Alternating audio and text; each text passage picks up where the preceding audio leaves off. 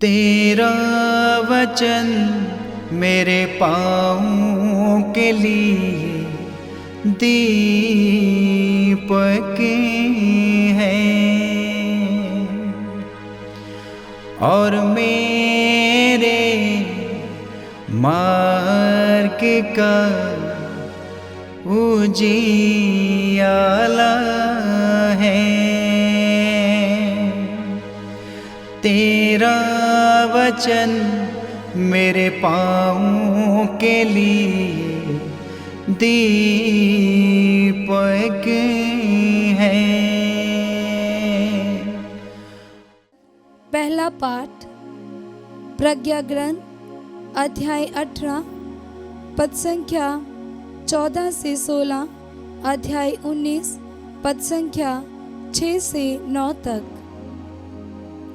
जब सारी पृथ्वी पर गहरा सन्नाटा छाया हुआ था और रात्रि तीव्र गति से आधी बीत चुकी थी, तब तेरा सर्वशक्तिमान वचन तेरे अपरिवर्तनीय निर्णय की तलवार लेकर स्वर्ग में तेरे राजकीय सिंहासन पर से एक दुर्दम्य योद्धा की तरह उस अभिषिक्त देश में कूद पड़ा।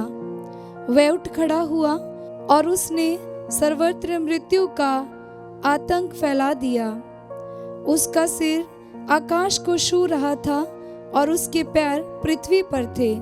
समस्त सृष्टि का सभी तत्वों के साथ नवीकरण किया गया और वह तेरे आदेशों का पालन करती थी, जिससे तेरे पुत्र सुरक्षित रह सकें।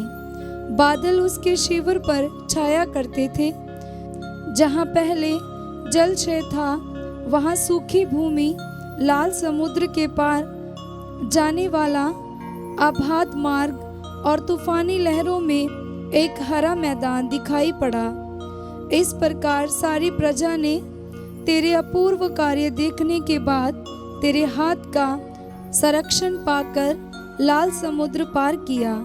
हे प्रभु, वे तेरी अपने मुक्तिदाता की स्तुति करते हुए घोड़ों की तरह विचरते और मेमनों की तरह उछलते कूदते थे। ये प्रभु की वाणी है। ईश्वर को धन्यवाद। भजन अनुवाक्य। प्रभु के पूर्व कार्य याद रखो। प्रभु के पूर्व कार्य याद रखो। प्रभु को धन्यवाद दो, उसका नाम धन्य कहो। राष्ट्रों में उसके महान कार्यों का बखान करो, उसके पवित्र नाम पर गौरव करो। प्रभु को खोजने वालों का हृदय आनंदित हो। अनुवाक्य। प्रभु के पूर्व कार्य याद रखो।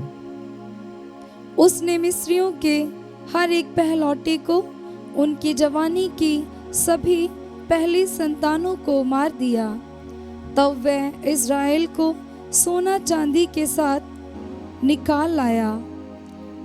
उनके वंशों में से एक भी वहां नहीं छोड़ा गया। अनुवाक्य।